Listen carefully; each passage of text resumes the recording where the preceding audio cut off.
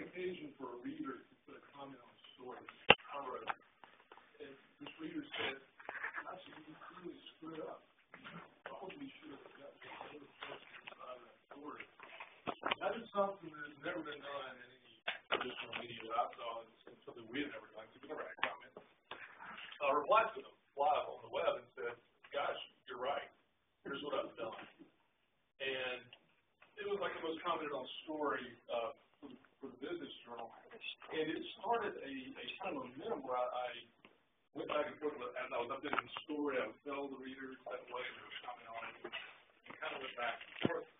And I encouraged our staff writers to do the same. I said, look, this is not a one-way street. And so then I went to my boss's office and said, look, this is what I've been doing. And Greg Johnson, Charlestonian, and the CEO, he said, wow, that's great. Man, that's fantastic. You're like communicating with readers. And then right out of my mouth, I said, and I think we should do Twitter. And because I think it allows a little more free flow of communication. And he said, I don't know what that is, but yeah, let's do it. So within 10 minutes, we set up our whole goal structure, and it became like why we do it and how we do it. Just in that short meeting, I had buy-in from him to begin with. The one thing he said was, be honest.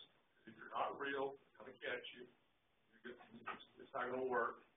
Just get that from the state newspaper. That was headline. But you don't really feel like you know them.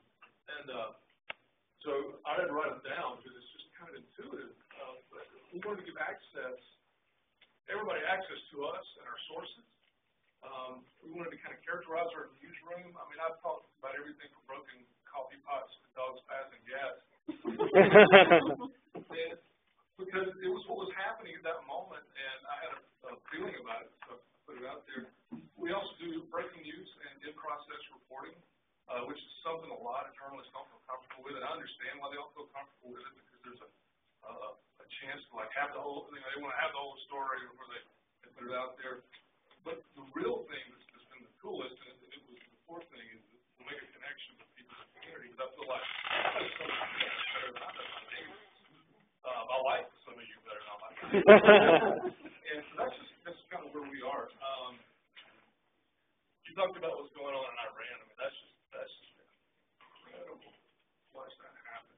And I think that's going to be marked probably by Jay Rosen and Dan Conover at some point. It's a watershed moment when social media converges with traditional media and the proletariat of the government. It's like we're all like former PNCers. I don't know how that's. Andy used to be my boss.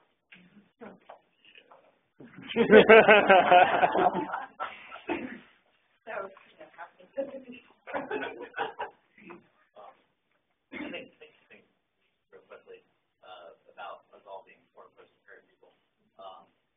Obviously, as you have this access to traditional mainstream media, and social media dialogue with Holman gets stronger. That's a really interesting to watch for the next year, especially as all these newspapers and stations hit crunch time and they start being intelligent and get that to people. But two things are more pertinent. Real quickly, the Irina thing I found real interesting because it puts media networks like CNN, New York Times, and all these other people in a position that they have done for years, but they're doing it in a much different way.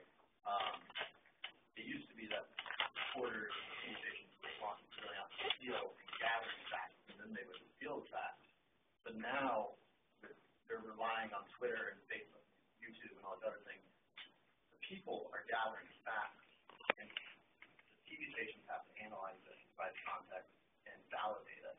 And I think as you have mainstream media losing the ability to send people out, you're going to see more of that. You're going to see more of the people doing the foot traffic, the deep reporting, and then leaving it to the kind of people that know and have analyzed things for years to kind of analyze it and make sense of it.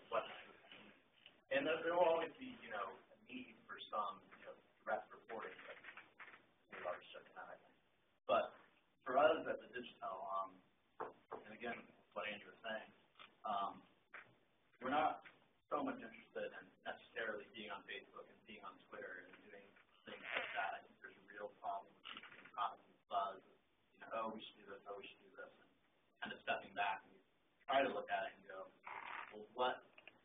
purpose does the school serve? What does Facebook do well? What does Twitter do well?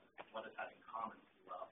And I think, a lot of traditional media have fallen in the trap of comments. You gotta have comments, they're great. Well, comments are really only